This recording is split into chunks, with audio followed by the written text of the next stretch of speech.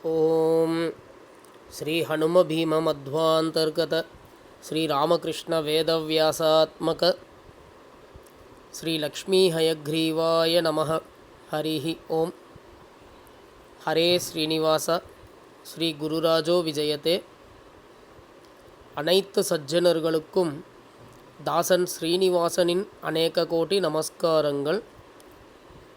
அனைவரும் அறிய வேண்டிய மத்வ சித்தாந்தத்தின் 24வது பகுதி இது. அனித்திய தத்துவம் நன்கு சிருஷ்டிக்கப்பட்டது, நன்கு சிருஷ்டிக்கப்படாதது என 2 பிரிவுகளாக இருக்கிறது என்று சென்ற பகுதியில் கண்டோம். நன்கு படைக்கப்படாத, அதாவது முழுவதுமாக சிருஷ்டிக்கப்படாத தத்துவங்கள் 24. அவை மகத் தத்துவம், அகங்கார தத்துவம், புத்தி தத்துவம், மனஸ்தத்துவம், பஞ்ச ஞானேந்திரியங்கள், பஞ்ச கர்மேந்திரியங்கள், பஞ்ச தன்மாத்திரைகள் மற்றும் பஞ்சபூதங்கள். நன்கு சிருஷ்டிக்கப்பட்ட அல்லது முழுவதும் சிருஷ்டிக்கப்பட்ட தத்துவம் பிரம்மாண்டம் என்று கண்டோம். முதலில் முழுவதும் சிருஷ்டிக்கப்படாத 24 தத்துவங்கள் பற்றி காண்போம்.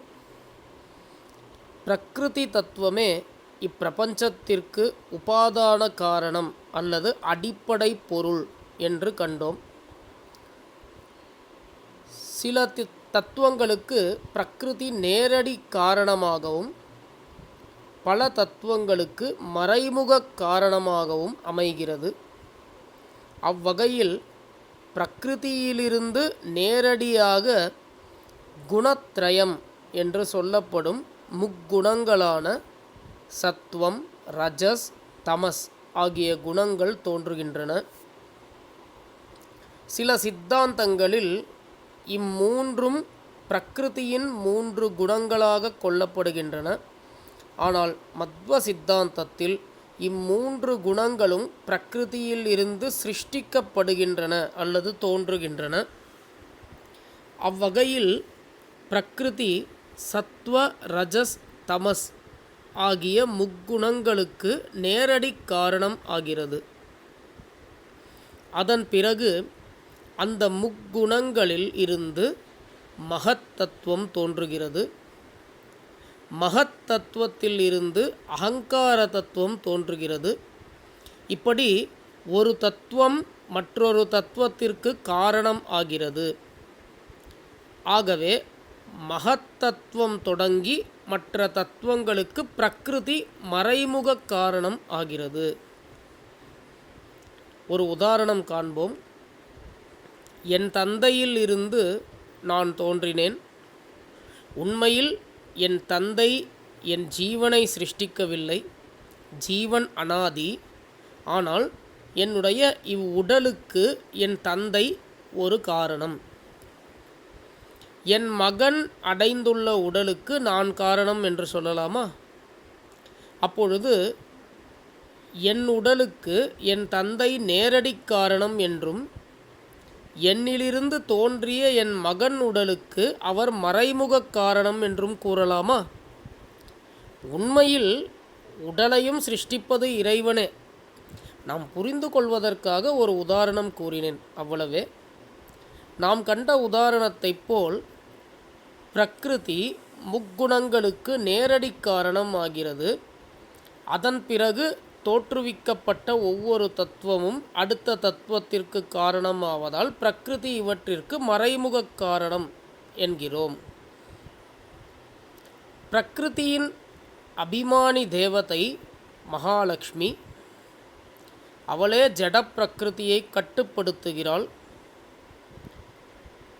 மகாலட்சுமியையும் மகாவிஷ்ணு கட்டுப்படுத்துவதால் அவர் நிமித்த காரணமாக இருந்தாலும் அவரே அனைத்திற்கும் காரணம், சிருஷ்டி காரணம் என்று சொல்கிறோம். சரி, முதலில் இந்த முக்குணங்கள் பற்றி காண்போம். குணத்ரயம் என்று சொல்லப்படுகின்ற இந்த சத்வ, ரஜஸ், தமோ குணங்களானது சிருஷ்டியின் ஆரம்பத்தில் 4:2:1 என்ற ரேஷியோவில் பிரிக்கப்படுகின்றன. அதாவது சத்வகுணம் 4 பங்கு என்றால் ரஜோகுணம் 2 பங்கு, தமோகுணம் 1 பங்கு என்ற விகிதத்தில் பிரிக்கப்படுகின்றன. பிரகிருதியின் அபிமானியான மகாலட்சுமி தேவியே தன்னுடைய ஸ்ரீ பூ துர்கா என்ற 3 ரூபங்களில் இந்த முக்குணங்களின் அபிமானி ஆகிறாள். அதாவது ஸ்ரீரூபம் சத்வகுணத்தின் அபிமானி, பூரூபம் ரஜோகுணத்தின் அபிமானி, துர்கா ரூபம் தமோகுணத்தின் அபிமானி. இப்படி கூறியதும் உடனே ஒரு நண்பர் கேட்டார், அப்படியென்றால் மகாலட்சுமி கூட சத்வ ரஜோ தமோ குணங்களுக்கு கட்டுப்பட்டவளா? அவளுக்கும் இந்த குணங்களெல்லாம் உண்டா? தமோகுணம் கூட உண்டா மகாலட்சுமிக்கு என்று கேட்டார். ஒரு விஷயத்தை நாம் இங்கு நன்றாக கவனிக்க வேண்டும். மகாலட்சுமி தான் இவற்றின் அபிமானி தேவதையாக இருந்து இவற்றை கட்டுப்படுத்துகிறாள். உடனே அவளுக்கு ரஜோகுணம் தமோகுணம் உண்டு என்று நினைப்பது தவறு. அப்படி நாம் கூறத் தொடங்கினால் உண்மையில் மகாவிஷ்ணுவே அனைத்தையும் கட்டுப்படுத்துகிறார். அதற்காக அவருக்கும் பிராகிருத குணங்கள் உண்டு என்று சொல்லிவிட முடியுமா? அவரது குணங்கள் அனைத்தும் அப்ராகிருத குணங்களாயிற்றே. இதை புரிந்து கொள்ள ஒரு உதாரணம் காண்போம். பல பேர் குற்றங்கள் செய்துவிட்டு சிறைச்சாலைக்கு வருகின்றனர். அவர்களை கட்டுப்படுத்தும் காவல்துறை அதிகாரி, அந்த ஜெயிலர் அதே சிறைச்சாலையில்தான் இருப்பார். இவர்களை கவனித்து கொள்வார், வழிநடத்துவார், கட்டுப்படுத்துவார். அதற்காக அவரும் குற்றம் புரிந்து சிறைக்கு வந்தவர் என்றாகிவிடுமா? அவரும் ஒரு கைதி என்றாகிவிடுமா? அதேபோல்தான் முக்குணங்களையும் மகாலட்சுமியானவள் தன் 3 ரூபங்களில் கட்டுப்படுத்துகிறாள். அதற்காக துர்கா ரூபத்தில் இருக்கும் மகாலட்சுமிக்கே தமோகுணம் உண்டு என்று நினைப்பது விபரீதமான சிந்தனை. எப்படி மகாவிஷ்ணுவிற்கு மூல ரூபங்களிலும் சரி, மூல ரூபத்திலும் சரி, வியூக ரூபங்களிலும் சரி, அவதார ரூபங்களிலும் சரி, எந்த ஒரு ரூபத்திலுமே துளி கூட பேதம் இல்லையோ, அதேபோல் மகாலட்சுமிக்கும் மூல ரூபத்திலும் சரி, மற்ற ரூபங்களிலும் சரி, துளி அளவு கூட பேதம் இல்லை என்பதை நாம் புரிந்து கொள்ள வேண்டும். ஆகவே இப்படி முக்குணங்களுக்கும் மகாலட்சுமியே அபிமானி தேவதை ஆகிறாள். தமோகுணத்தை விட ரஜஸ் 2 மடங்கு பெரியது. ரஜஸை விட சத்வம் 2 மடங்கு பெரியது. இதையே 4:2:1 என்ற ரேஷியோவில் பார்த்தோம். பகவான் இவற்றில் ஒரு சலனத்தை, ஒரு டிஸ்டர்பன்ஸை ஏற்படுத்துகிறார். அப்பொழுது இவை மற்ற தத்துவங்களுக்கு காரணம் ஆகின்றன. முக்குணங்கள் பற்றி பல இடங்களில் உள்ளன. நான் மிகவும் சுருக்கமாகத்தான் கூறியிருக்கிறேன். வேறு சந்தர்ப்பம் கிடைக்கும் பொழுது இன்னும் விரிவாக பார்க்க முயற்சிக்கலாம். இப்படி சுத்த சத்துவமானது மோட்சமடைந்த ஜீவர்கள் ஆனந்தத்தை அனுபவிக்க உதவுகிறது. மற்றும் சத்வகுணம் சிருஷ்டியை காப்பதற்கும், ரஜோகுணம் சிருஷ்டிப்பதற்கும், தமோகுணம் சிருஷ்டியை அழிக்கவும் காரணங்களாகின்றன. சரி, 24 முழுவதும் சிருஷ்டிக்கப்படாத தத்துவங்களில் நாம் காணவிருக்கும் தத்துவம் முதல் தத்துவம் மகத் தத்துவம். மகத் தத்துவமானது முக்குணங்களிலிருந்து நேரடியாக தோன்றுவது. அளவில் தமோகுணத்தை விட 10 மடங்கு சிறியது. சதுர்முக பிரம்மா மற்றும் முக்கிய பிராண வாயு பகவான் மகத் தத்துவத்தின் அபிமானி தேவதைகள் ஆவர். இந்த முக்கிய பிராண வாயுவின் அவதாரமே மத்வாச்சாரியர் என்பதும் குறிப்பிடத்தக்கது. மகத் என்றாலே லிட்ரல் மீனிங்கில் பார்த்தோம்னா மகிமை வாய்ந்தது, கிரேட் என்று அர்த்தம். கிரேட் பிரின்சிபிள் அப்படின்னு இதை சொல்லுவா மகத் தத்துவத்தை. மகத் தத்துவத்தோட அபிமானி தேவதைகளும் ஜீவோத்தமர்களான சதுர்முக பிரம்மா மற்றும் முக்கிய பிராண வாயு ஆவார்கள். இந்த மகிமை வாய்ந்த ஜீவோத்தம தத்துவமே மற்ற அவர்களுக்கு கீழுள்ள அனைவரையும் கட்டுப்படுத்துகிறார்கள். அடுத்து மகத் தத்துவத்திலிருந்து வருவது அகங்கார தத்துவம். மகத் தத்துவமே இந்த அகங்கார தத்துவத்தின் தோற்றத்திற்கு காரணம் ஆகிறது.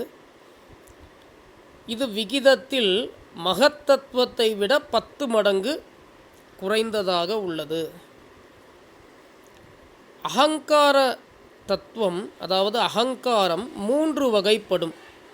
அவை வைகாரிக அகங்காரம், தைஜச அகங்காரம், தாமச அகங்காரம் ஆகியவை.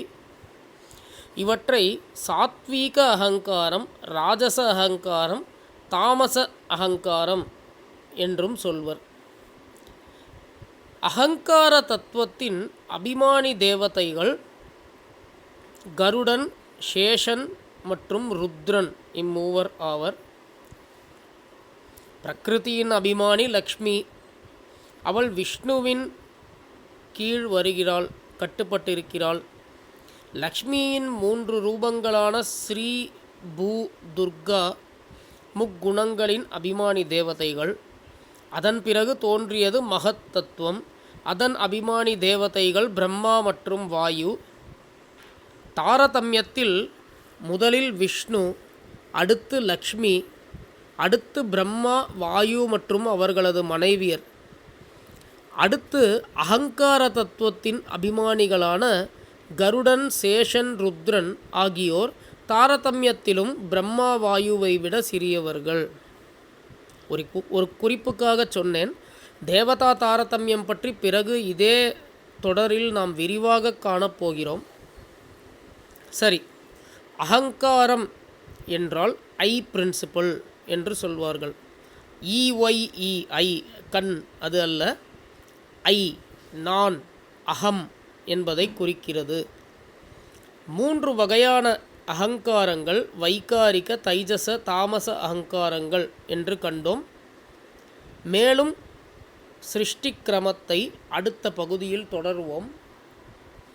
இந்த பிரகிருதி தத்துவம், முக்குணங்கள்,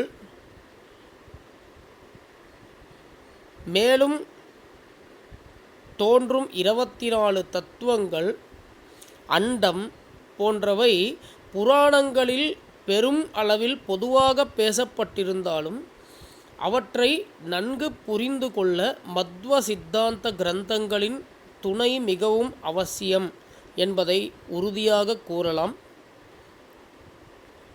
இது பற்றி இன்னும் பல விரிவான விளக்கங்கள் உள்ளன.